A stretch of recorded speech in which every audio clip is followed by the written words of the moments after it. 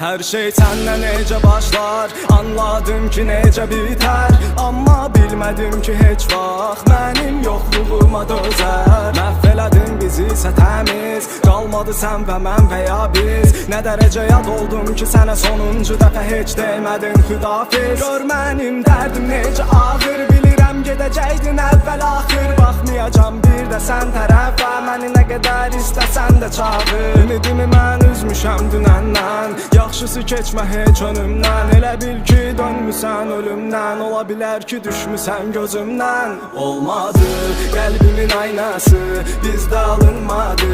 Çəkirəm mən nazım, gərək elə mən yazım. Hər şey başdan qəlbimin aynası, deyiləm inanası.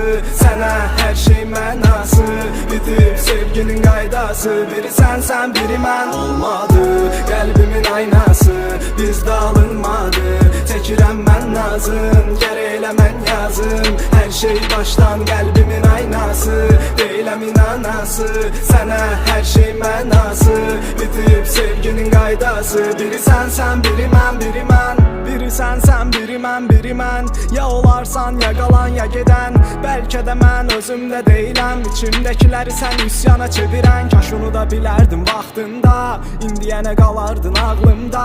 Səninlə gələcəyim mənası yox, onsuz heç nəyi saxlama ardında. Hər şey əlindədir bax sənin, axtarsan məni deyiləm həmin. İndi mən daha da oluram əmin, yolumuz qapalı necə də çətin. Hər şey əlindədir bax sənin, axtarsan məni deyiləm həmin. İndi mən daha da oluram əmin, yolumuz qapalı necə də çətin. Olmadı qəlbimin aynası, bizdə alınmadı.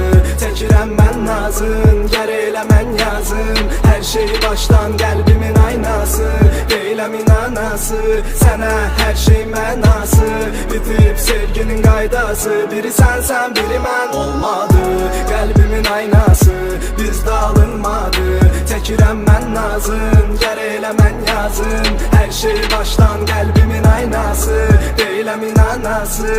Sənə hər şey mənası, bitib sevginin qaydası. Biri sənsən biri mən, biri mən.